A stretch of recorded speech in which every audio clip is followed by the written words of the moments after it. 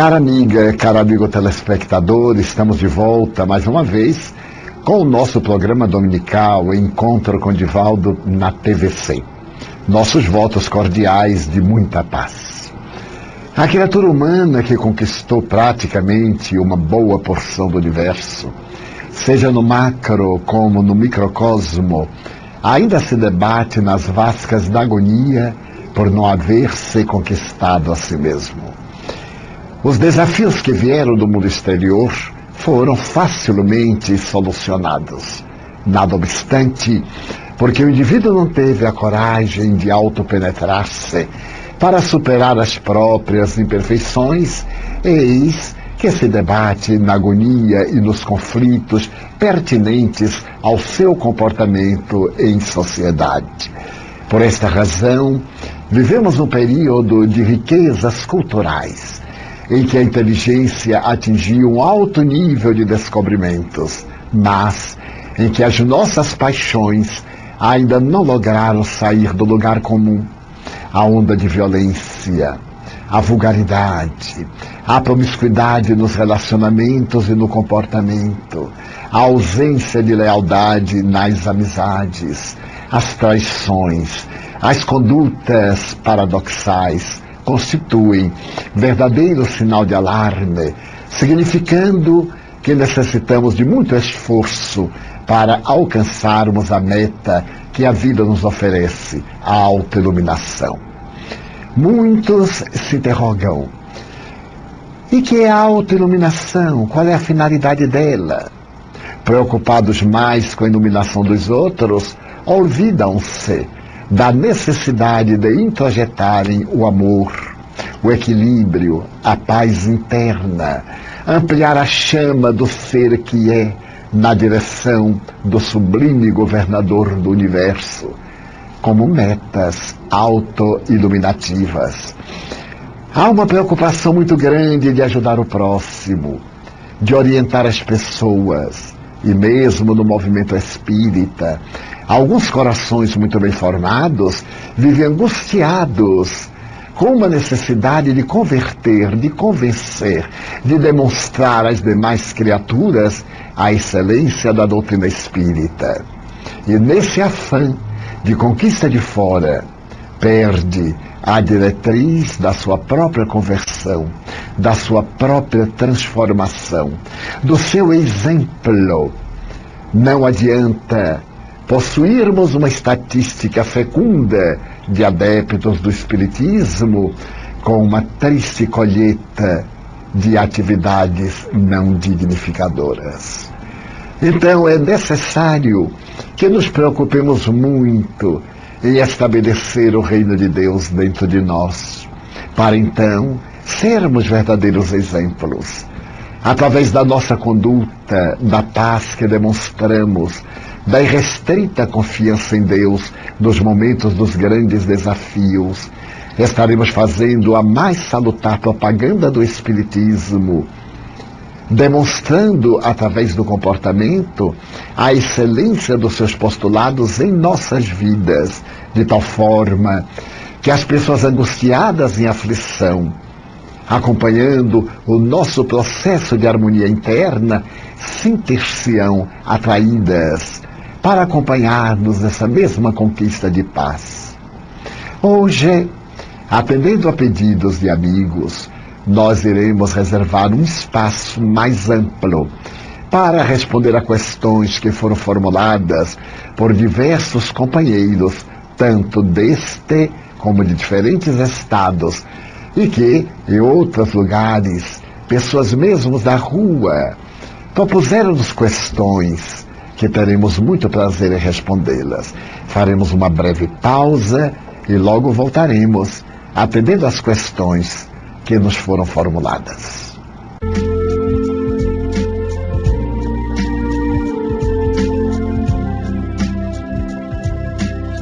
Apresentamos os mais novos lançamentos da Livraria Espírita Alvorada Editora. O DVD Encontro com a Paz e a Saúde, referente ao workshop realizado no Centro de Convenções da Bahia, por Divaldo Franco, em 6 de maio de 2007. E o CD Maria de Nazaré, no qual Divaldo Franco discorre com a beleza incomum a respeito da vida da mesma até a sua desencarnação.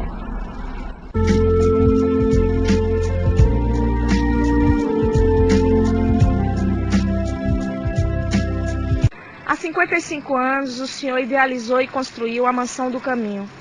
O que o leva a manter essa obra trilhando na divulgação do Espiritismo por todos os continentes com o mesmo entusiasmo, sem medir esforços, semeando luzes por onde passa?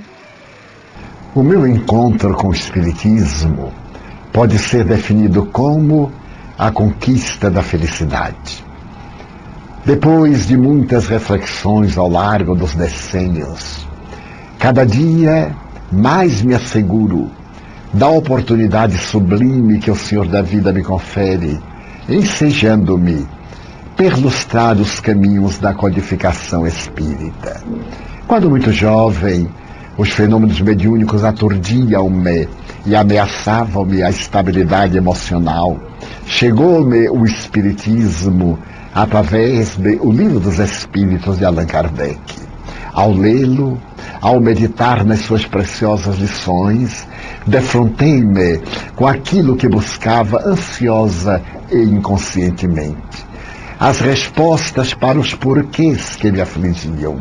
Qual a razão da dor? Por que uns são felizes e outros desventurados? Seria realmente o Deus de amor aquele que lançaria as hienas infernais, o equivocado, o revel, o psicopata, o que houvera pecado contra as suas leis e outras tantas? O Livro dos Espíritos não apenas respondeu-me com sabedoria a essas questões intrigantes para mim, mas ampliou meu horizonte visual a respeito da vida e o emocional em relação aos deveres.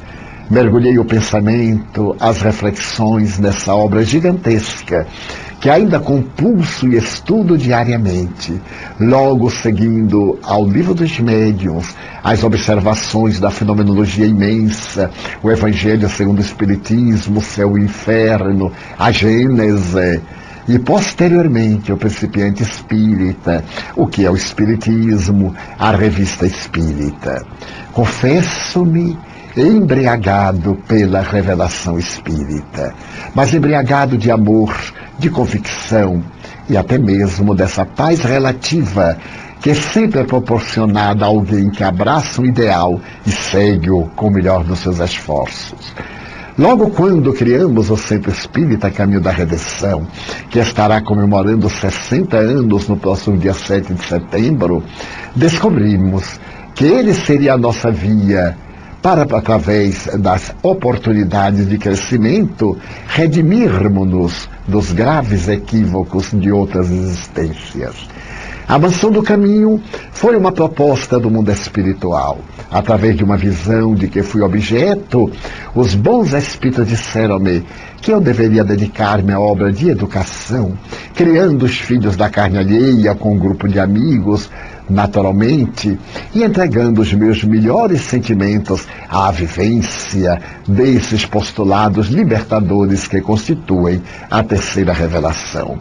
Mas desde quando, há 60 anos, proferi a primeira palestra na cidade de Aracaju, na noite de 27 de março de 1947, que os bons espíritos induziram-me a seguir adiante. Embora sem cultura acadêmica, seus requisitos exigíveis para poder exercer a tarefa de divulgar uma doutrina deste valor, tentei melhorar-me a cada dia, empenhando-me na luta contra as próprias imperfeições e divulgando o Espiritismo aqui e ali em nossa cidade, aceitando convites e logo depois partindo para outras cidades e, por fim, para outros países.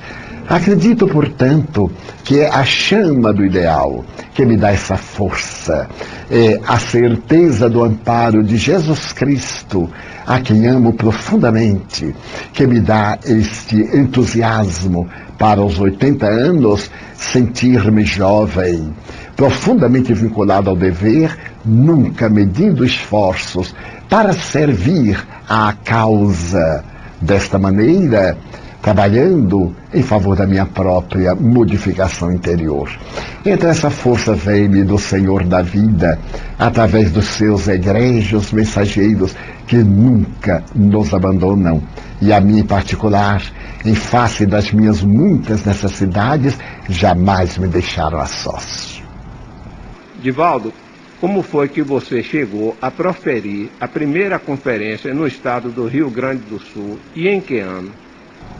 Havia na cidade do Rio de Janeiro e frequentava o grupo Espíritos, dirigido pelo professor Carlos Juliano Torres Pastorino, um homem muito dedicado de nome Antônio Cordeiro. Esse cavalheiro que me conheceu numa das minhas excursões à cidade do Rio de Janeiro, sem que eu tivesse conhecimento, conseguiu, através de amigos, que o presidente do Instituto de Previdência e Assistência dos Servidores do Estado, o IPASE, convocasse-me para uma atividade naquela cidade no ano referido de 1956. Então, para ali, rumei, convocado pela presidência, quando conheci o senhor Antônio Cordeiro, que me elucidou que, através de um contato com o senhor presidente, eu teria uma disponibilidade de tempo, não somente para trabalhar na matriz do Instituto, como também para poder realizar algumas conferências na cidade de Porto Alegre e adjacências, e mais tarde pelo interior.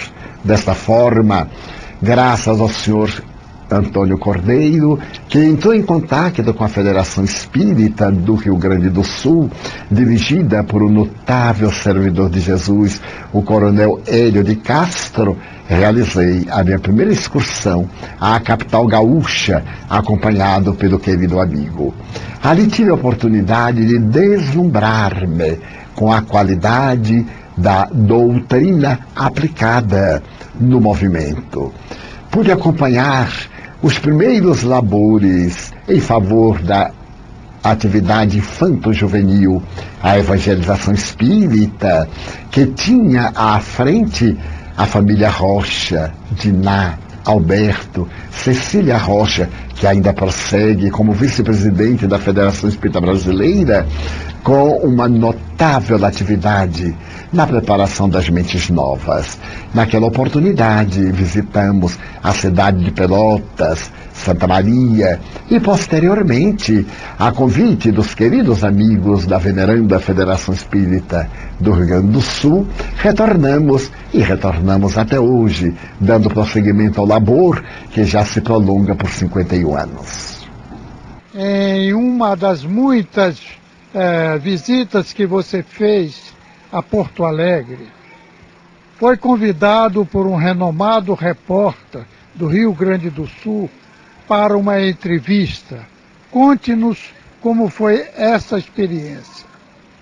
No ano de 1977, dirigi a Federação Espírita do Estado do Rio Grande do Sul o admirável trabalhador Dr. Hélio Burmeister, servo fiel da codificação, amigo incondicional de Jesus Cristo, com uma larga experiência de trabalho no serviço social do lar amigo germano. O Dr. Hélio Burmeister recebeu uma proposta de amigos para que eu fosse entrevistado na TV Gaúcha. A TV Gaúcha, naquela época e hoje, sob a denominação de Rede Brasil Sul, representava uma verdadeira potência na área da comunicação social. Era um dos seus mais notáveis trabalhadores como âncora, o Dr. Mendes Ribeiro, entrevistador admirável, jornalista, polemista, político de relevo, exerceu mais de uma vez a cadeira de deputado federal no nosso Congresso, foi candidato a governador do estado do Rio Grande do Sul, e que então nos propunha uma entrevista diretamente com interferência do público.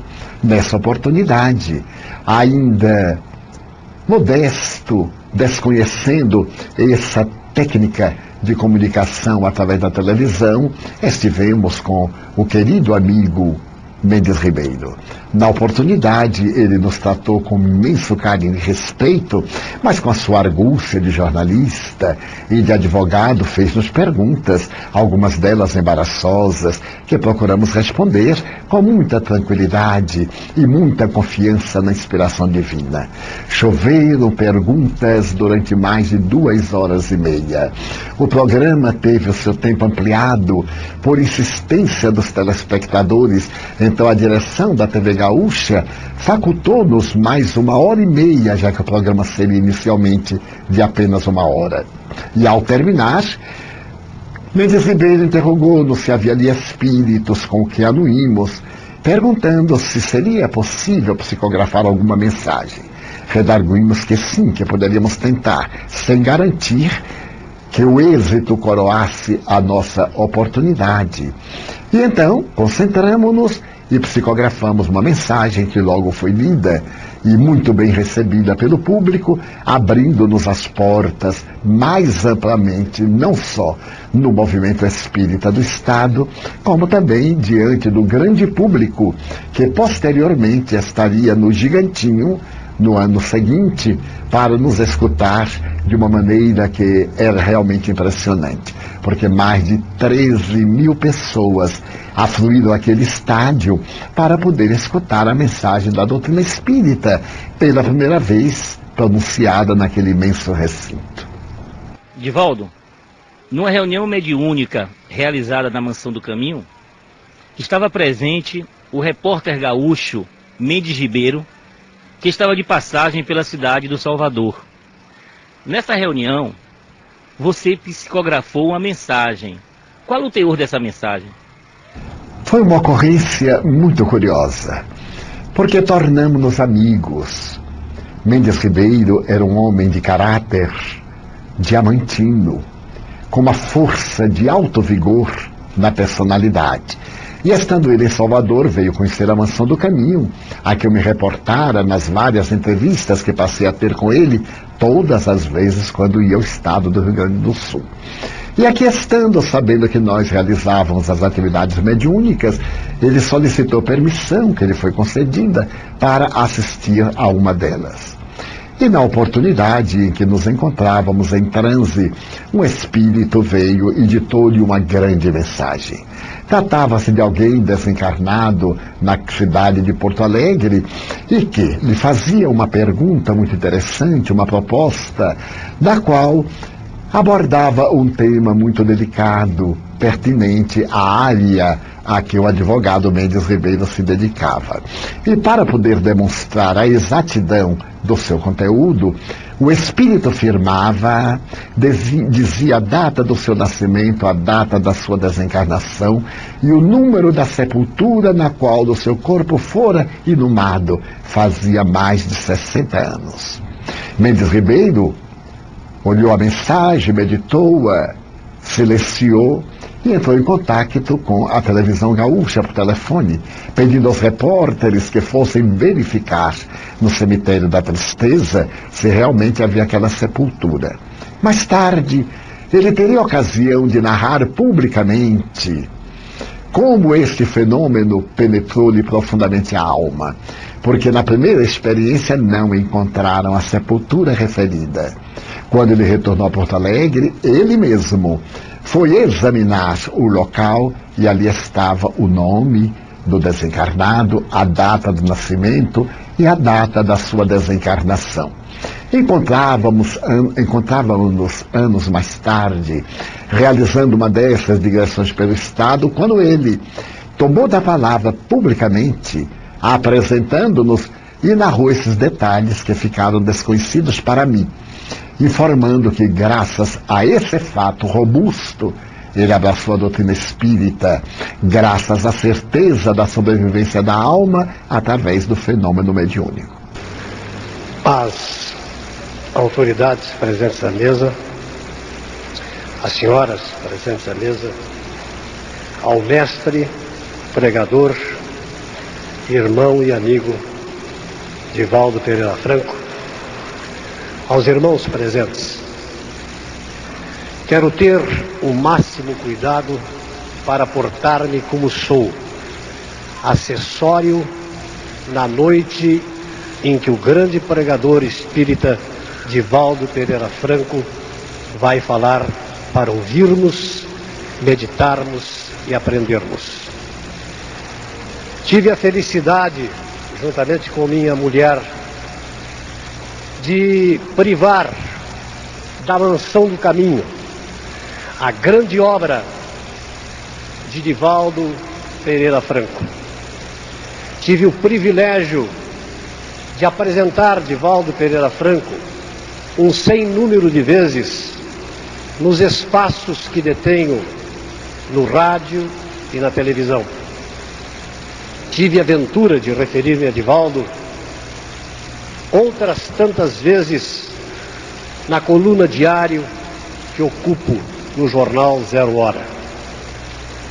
Poderia dizer a vocês, tentando ser o mais breve possível, que Divaldo é cidadão do mundo, visitando cerca de meia centena de países, sendo ouvido por plateias do mundo inteiro, que Divaldo é autor de mais de uma centena de livros, que toda esta sua bagagem, que toda esta sua obra representa a forma pela qual ele diz da verdade de todos nós, da suprema verdade que é a fé.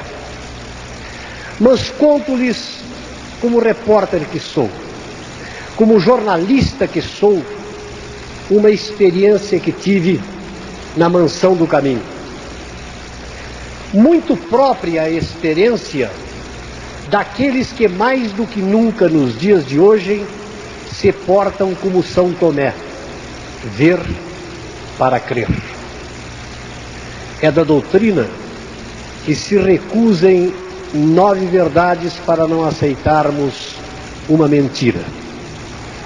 Na Mansão do Caminho, lembro bem, tive a aventura de ver psicografada por Divaldo Pereira Franco mensagem a mim dirigida.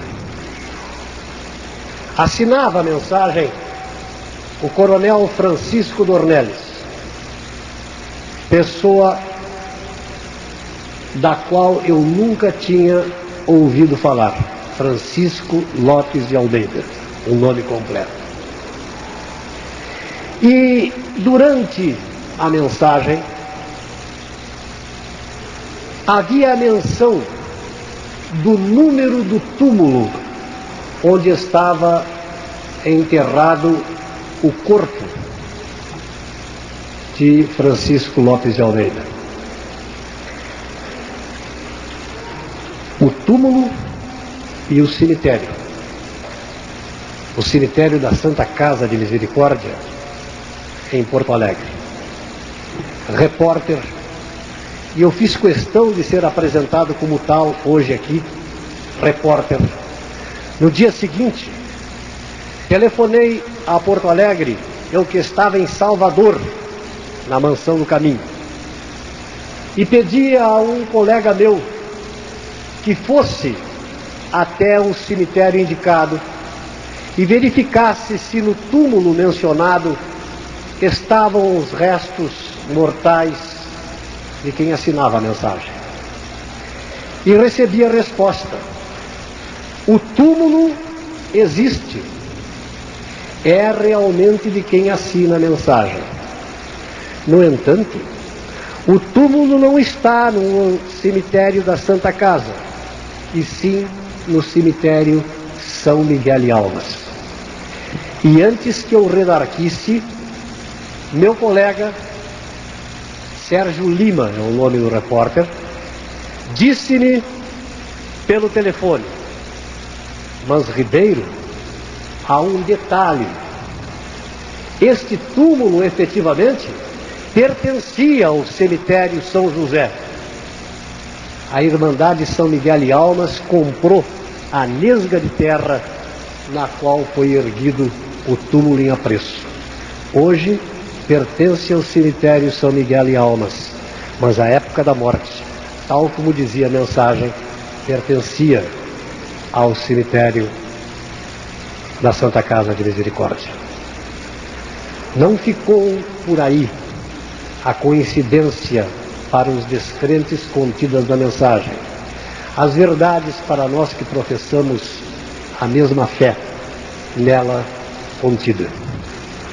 Estava descrito com minudência quem era quem eram as pessoas da família e, sobretudo, um dado, um número, que era exatamente o número do processo que deveria ser manuseado e consultado para pôr fim a uma lide jurídica que se arrastava por mais de 20 anos. É o meu testemunho sobre a palavra e a verdade deste incansável pregador do bem, que eu tenho a suprema honra de apresentar esta noite, como se apresentá-lo fosse preciso. Divaldo Pereira Franco.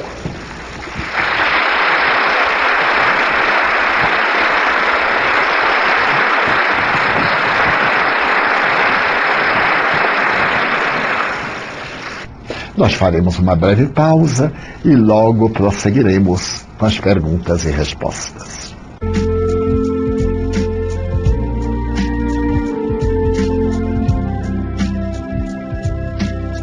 Torne-se um associado dos diversos clubes que apresentamos, quais sejam Clube do Livro Espírita, Clube do DVD, Clube do CD e da revista Presença Espírita, a qual apresentamos o seu mais novo lançamento.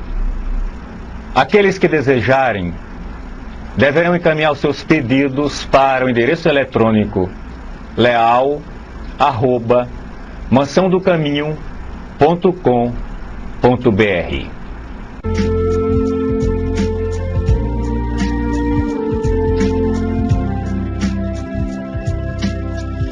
Estamos de volta ao nosso encontro com Divaldo através da tvc.com.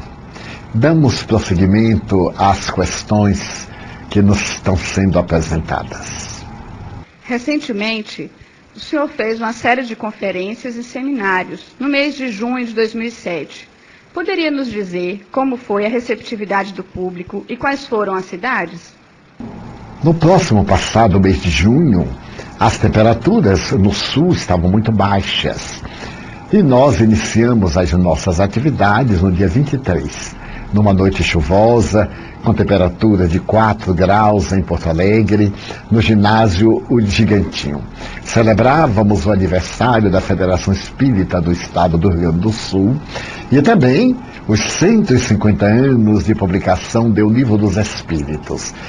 Para nossa surpresa, considerando-se a excelente propaganda que foi desenvolvida, o ginásio atraiu mais de 10 mil pessoas. Tivemos uma entrevista no Jornal do Almoço, na Rede Gaúcha, aquela mesma onde falamos com Mendes Ribeiro inúmeras vezes, iniciando o tour que anualmente desenvolvemos pelo querido Estado. No dia seguinte, encontrávamos-nos em Santana do Livramento, fronteira com o Uruguai. A chuva torrencial, a temperatura de 1 grau e, nada obstante, o ginásio onde tivemos o ensejo de proferir a palestra estava repleto. Tínhamos mais de 3 mil pessoas. Havíamos desenvolvido o programa junto à Rede Brasileira Sul, a Rede Gaúcha, numa entrevista a jornais, a rádio. E no dia seguinte rumamos a Quaraí, a pequenina cidade que também faz fronteira com o Uruguai. Queridos amigos uruguaios vieram em massa da cidade vizinha fronteiriça e nós tivemos mais de 2.500 pessoas numa noite fria, chuvosa, mas rica de entusiasmo, diante da proposta libertadora do Espiritismo. Logo depois, rumamos a São Gabriel, já um clima mais ameno, de 4 ou 5 graus, onde tivemos a ocasião também de proferir uma palestra em um imenso auditório. Mas nesse ínterim, passamos pela sempre querida Bagé. A Bagé, onde os espíritas desenvolve um trabalho de alta significação e que nós visitamos há mais de 40 anos. Ali tivemos a ocasião de conhecer uma espírita devotada, mulher notável, que participou da fundação do Centro Espírita Amor e Caridade, Dona Plácida Rimbaum, hoje no mundo espiritual, e outros verdadeiros heróis da seara espírita nos dias difíceis da implantação dos seus postulados na Terra.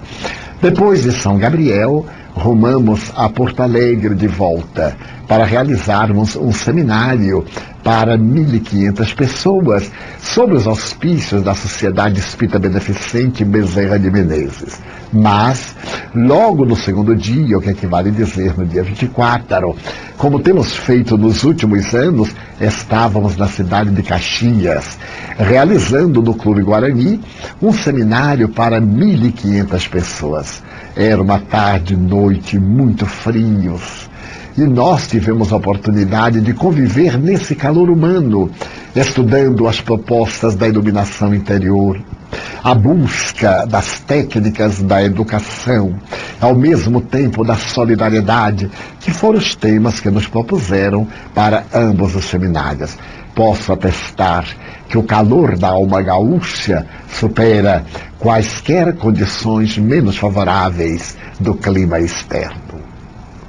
Divaldo, no livro Sob a Proteção de Deus, psicografado por você, tem uma mensagem de Santo Antônio de Pádua. Você poderia nos relatar sobre essa experiência? Foi uma experiência muito confortadora. Viajávamos, Nilson, Antônio Fortes e senhora Paula Fortes e eu, pela Itália, e atravessávamos a cidade de Padova. Subitamente dei-me conta que era a nossa conhecida Pádua em língua portuguesa. E como ali existe um templo dos mais formosos que eu já vi, dedicado ao nobre espírito Antônio de Pádua, pedi ao caro amigo Antônio Fortes que nos ensejasse visitar o grande santuário.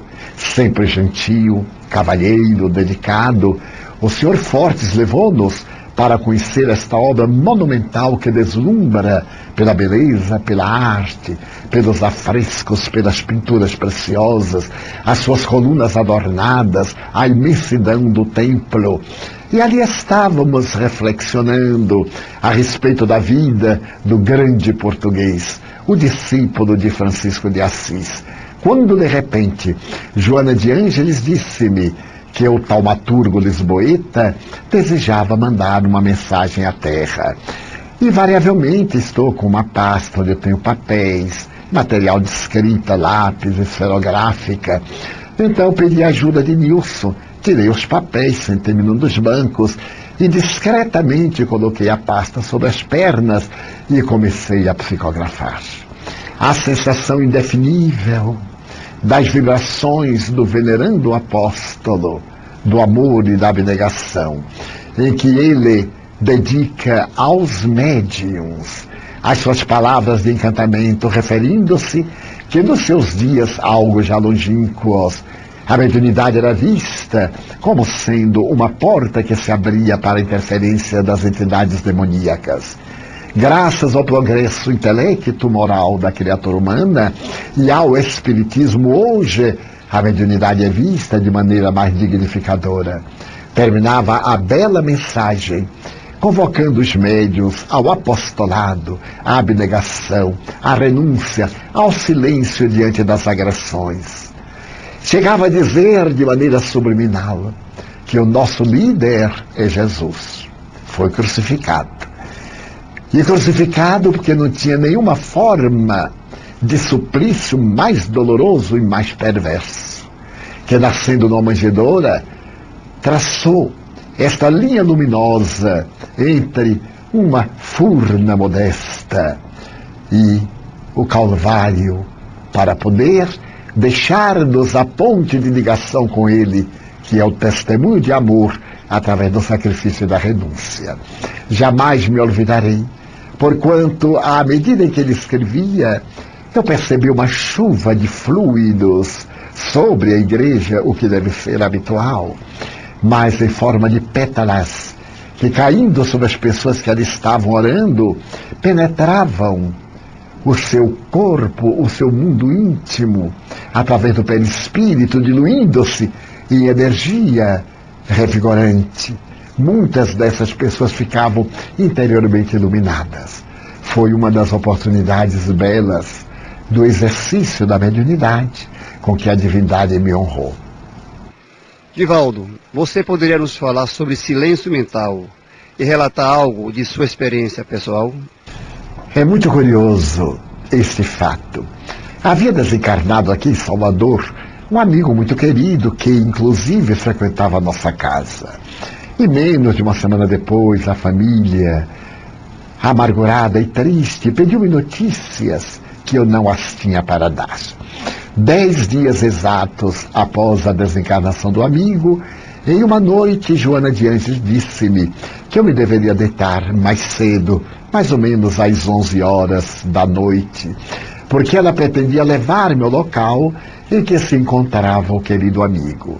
Atendi-lhe boamente, e quando terminei as orações, ela aplicou-me passes magnéticos e eu senti-me fora do corpo. Nessa saída do corpo, pude experimentar a grande sensação de leveza, de bem-estar, que nós fruímos em estado de espírito. Ela então me conduziu a uma região que eu não teria como descrever com precisão. Também não poderia dizer como foi essa jornada, porque foi além da minha capacidade de apercebimento. Subitamente senti-me no lugar, como se fosse uma região alcatifada por uma grama muito verde. Era noite de luar, um luar suave, mas havia uma luminosidade em todas as coisas, que independia da claridade prateada da lua. E a uma regular distância do lugar em que eu me encontrava, havia uma construção de fluidos que me parecia ser de uma substância semelhante ao cristal. Era transparente, era uma construção hexagonal, e estando de fora podia ver os espíritos que dentro dela movimentavam-se. Joana de Anjos me houvera dito: olha, meu filho, vou levá-lo para que tenha contato com nosso amigo, mas cuidado, mantenha-se em silêncio. Eu meditei e não entendi bem, porque embora não seja uma pessoa refinadamente educada, eu sou uma pessoa pelo menos disciplinada, e não iria chegar a um lugar no mundo espiritual com balbúrdia, com inquietação. No entanto, aceitei a admoestação, a diretriz, e adentrei-me com ela pelo recinto onde estava um grupo enorme de espíritos em atividades socorristas. No interior havia várias enfermarias com diversos espíritos sendo tratados. E subitamente, ao dobrar no ângulo do hexágono, eu pude ver, através daquelas paredes de cristal, o meu amigo reclinado no colo de uma senhora veneranda, que eu retinha, ele ainda hebetado, e quando eu vi, eu tive uma grande emoção. Ele tremeu. Então Joana me disse: silêncio mental. Eu houvera disparado um dardo mental em direção a ele. A falta de disciplina mental. Aí eu compreendi o que era que significava o silêncio a que ela se referia. Era esse equilíbrio das emoções. Adentramos-nos, e enquanto estávamos ali, a senhora conversava com Joana e disse: agora iremos despertá-lo. Passou-lhe a mão sobre a cabeça carinhosamente, chamou pelo nome repetidas vezes. Ele abriu os olhos lentamente, como quem sai de um grande letargo, com alguma dificuldade a princípio, foi recuperando a lucidez, e ao fitar o rosto sorridente que estava acima contemplando, ele balbuciou: mamãe. E teve uma emoção, prorrompeu em pranto. E logo aduziu: mas mamãe, você já morreu. O que é que você faz aqui? Ela disse bondosamente: você também, meu filho. Somente que não existe a morte, só existe vida. Você já se encontra livre do cárcere material. As suas dores, as suas aflições, tudo isso agora são questões do passado. Ele, depois de uma exclamação, perguntou: morri? E minha família? A minha mulher, os meus filhos? O espírito disse-lhe bondosamente: estão todos bem, com saudades. Você é muito amado, deixou marcas profundas nos corações familiares. E a família está com saudades, meu filho. Louvemos ao Senhor. Agora é necessário repousar para recobrar completamente a consciência e voltar a visitar os seus entes queridos e a protegê-los. Aqui nós temos visitas muito queridas. Olha em volta. Ele olhou curiosamente e quando ele me percebeu, ele perguntou-me: Divaldo, você também já morreu? E eu respondi sorrindo: ainda não. Estou aqui em visita. Dê notícias à minha mulher fulana. Diga-lhe que a amo muito, aos meus filhos. E prorrompeu num pranto, que a mãezinha disse: não se pode emocionar ao ponto de desequilibrar-se. Paciência, meu filho, e restrita confiança em Deus. Muita calma. Acerenou e retornamos. No dia seguinte, eu tive o grande júbilo de levar essas notícias felizes aos seus familiares. Faremos a nossa nova pausa e logo retornaremos.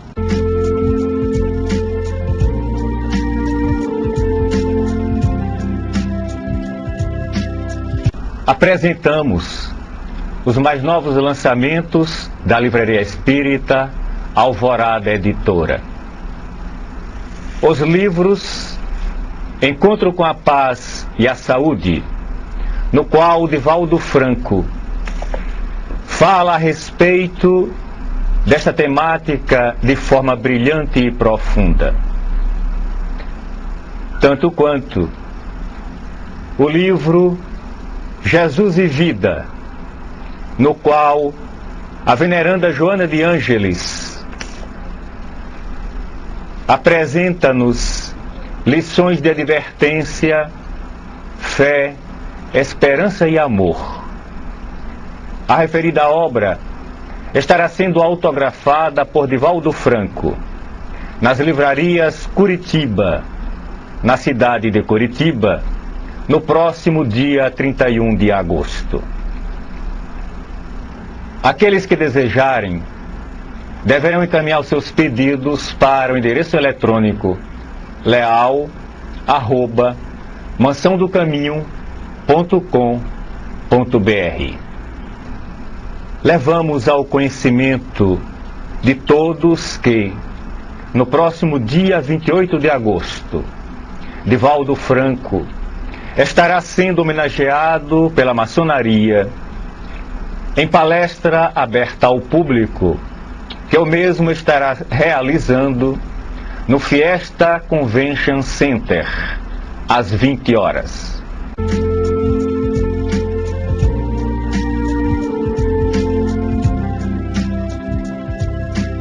Estamos de volta mais uma vez com o nosso programa Encontro com Divaldo pela tvc.com.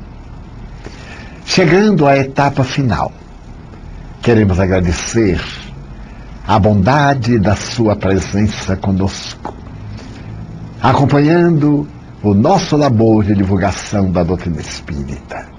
No próximo domingo, neste mesmo horário, estaremos de volta. Que todos tenhamos uma semana de paz, de reflexões iluminativas e de júbilo. Muito obrigado.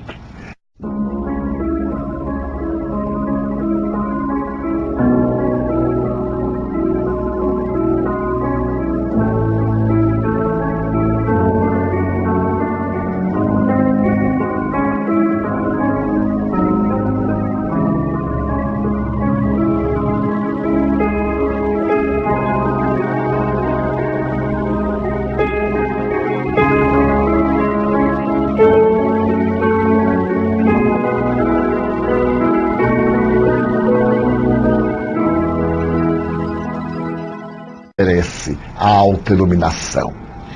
Muitos se interrogam: e que é a autoiluminação? Qual é a finalidade dela? Preocupados mais com a iluminação dos outros, olvidam-se da necessidade de introjetarem o amor, o equilíbrio, a paz interna, ampliar a chama do ser que é na direção do sublime governador do universo, como metas autoiluminativas. Há uma preocupação muito grande de ajudar o próximo, de orientar as pessoas, e mesmo no movimento espírita, alguns corações muito bem formados vivem angustiados com uma necessidade de converter, de convencer, de demonstrar às demais criaturas a excelência da doutrina espírita. E nesse afã de conquista de fora, perde a diretriz da sua própria conversão, da sua própria transformação, do seu exemplo. Não adianta possuirmos uma estatística fecunda de adeptos do Espiritismo com uma triste colheita de atividades não dignificadoras. Então é necessário que nos preocupemos muito em estabelecer o reino de Deus dentro de nós, para então sermos verdadeiros exemplos, através da nossa conduta, da paz que demonstramos, da irrestrita confiança em Deus nos momentos dos grandes desafios. Estaremos fazendo a mais salutar propaganda do Espiritismo, demonstrando através do comportamento a excelência dos seus postulados em nossas vidas, de tal forma que as pessoas angustiadas em aflição, acompanhando o nosso processo de harmonia interna, sentir-se-ão atraídas para acompanhar-nos nessa mesma conquista de paz. Hoje, atendendo a pedidos de amigos, nós iremos reservar um espaço mais amplo para responder a questões que foram formuladas por diversos companheiros, tanto deste como de diferentes estados, e que, em outros lugares, pessoas mesmo da rua propuseram-nos questões que teremos muito prazer em respondê-las. Faremos uma breve pausa e logo voltaremos, atendendo às questões que nos foram formuladas.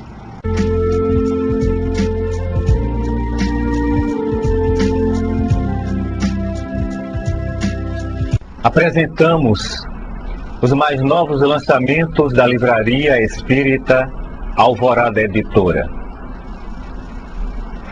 O DVD Encontro com a Paz e a Saúde, referente ao workshop realizado no Centro de Convenções da Bahia, por Divaldo Franco, em 6 de maio de 2007.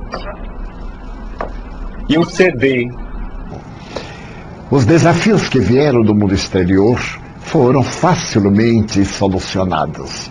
Nada obstante, porque o indivíduo não teve a coragem de autopenetrar-se para superar as próprias imperfeições, eis que se debate na agonia e nos conflitos pertinentes ao seu comportamento em sociedade. Por esta razão, vivemos um período de riquezas culturais, em que a inteligência atingiu um alto nível de descobrimentos, mas em que as nossas paixões ainda não lograram sair do lugar comum. A onda de violência, a vulgaridade, a promiscuidade nos relacionamentos e no comportamento, a ausência de lealdade nas amizades, as traições, as condutas paradoxais constituem verdadeiro sinal de alarme, significando que necessitamos de muito esforço para alcançarmos a meta que a vida nos oferece.